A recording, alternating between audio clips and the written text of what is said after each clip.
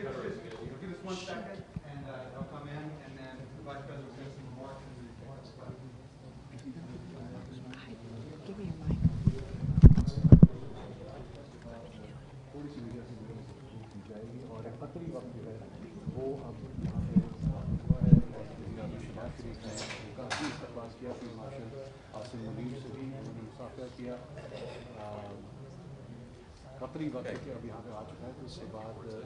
Okay.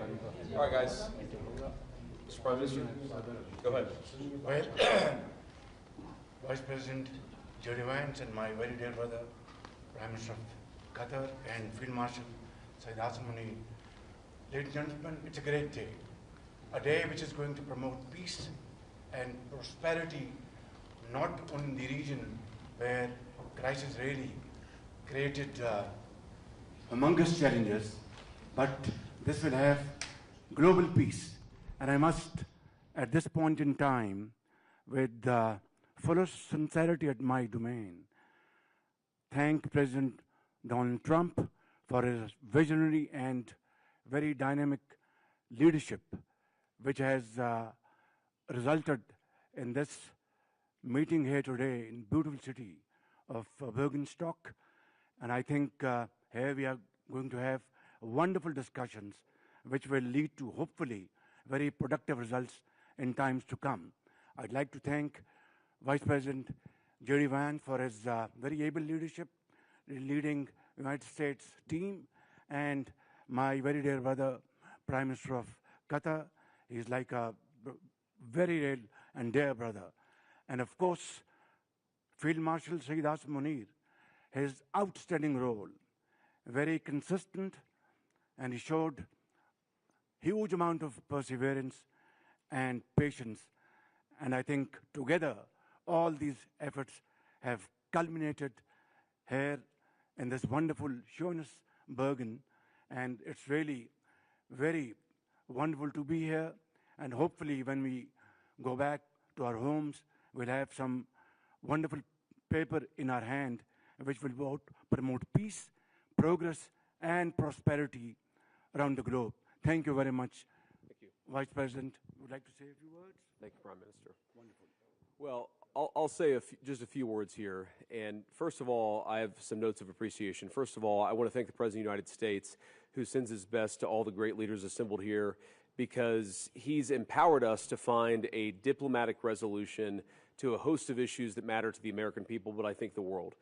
The opening of the Strait of Hormuz, the ending of the Iranian nuclear program, all of these things have already been accomplished. The question before us now is how much more can we accomplish together? Can we turn over a new leaf? Can we change relations in the Middle East permanently? Or do we go back to doing things the old way, which is not our preference, but is certainly very much something that can happen. I have a few other notes of appreciation. First of all, to the Prime Minister of Pakistan. A dear friend of the President's, a dear friend of mine, a guy who has been, with his leadership and his very careful and skilled negotiation, has got us to this point. To his Field Marshal in Pakistan, Asim Munir. I will say that since Field Marshal Munir welcomed us with the Prime Minister in Islamabad, I have joked that I have two very, very important people in my life, an Indian and a Pakistani. The Indian is my wife, and the Pakistani is Field Marshal Munir. And I've probably talked to Field Marshal Munir more than I've talked to anybody else over the last 3 months. Would not be here without his statesmanship. He is, of course, a great military leader, but I think he's shown himself to be a great diplomat.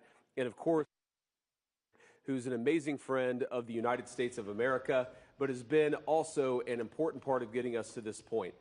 I think it's important for the American people, but people all over the world to appreciate that what's brought us to this moment is the President's leadership and the President's willingness to see a Middle East that is much different 10 years from now than it was 10 years ago.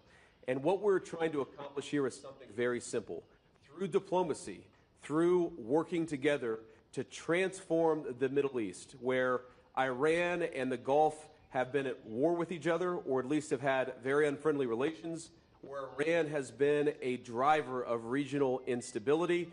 Now we see a future where everybody can work together to promote peace and prosperity for everyone.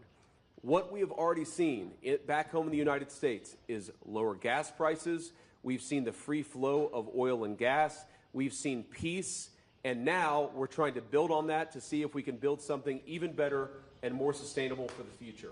This is a historic meeting. Never before, outside of Islamabad and here, so outside the last few months, never before has the Iranian and American leadership met at such a high level.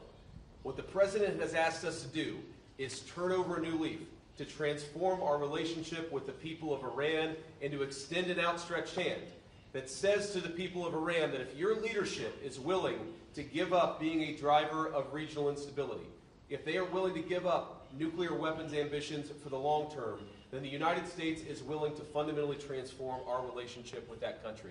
That is certainly our goal. We've already made great progress over just the last few hours, and I expect that we'll make additional progress in the hours to come. Thank you all. Is it possible just one question, Mr. Vance? The main issue is Let Sheikh Mohammed speak, please. First of all, I would like to welcome you here, Mr. Vice President, Mr. Prime Minister, your leadership and Field Marshal leadership actually initiating that process. That's what brought us here today.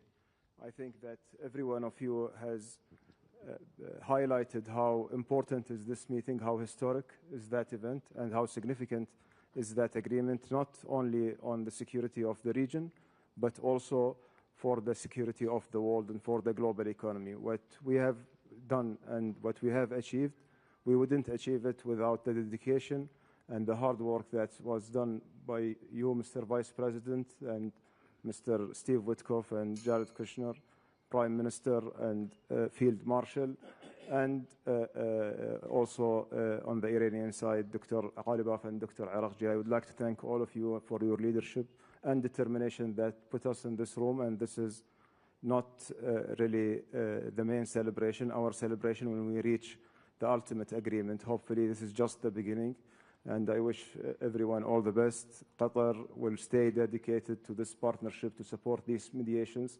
until the end, until we reach a solution. We will always be a partner in bringing more peace, prosperity, and hopefully better future for our region. Thank you very much. Thanks, Sheikh. So guys, we'll take just a couple of questions, and then we're going to have to kick out the media and get started with the hard work. Go ahead. Mr. Vice President, thank you. Do you have a message for Prime Minister Netanyahu with regards to Israel's military operations in Lebanon? Well, first of all, we've seen great progress over the last just couple of days in ensuring that the ceasefire holds in Lebanon.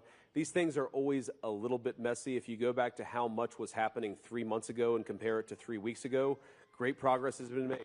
If you go back to 3 weeks ago to 3 days ago, additional progress has been made. The President has committed us to see a full regional ceasefire. We found great partners in working with the Qataris, the Pakistanis, our friends in Israel. We're all working towards regional peace. There, of course, are going to be sometimes disagreements about precisely how to get there, but I actually feel great about where we are in Lebanon. There's still some additional wood to chop, but we're going to keep on working at it. The question over here. Realistic? Are you ready to stop genocide in Lebanon?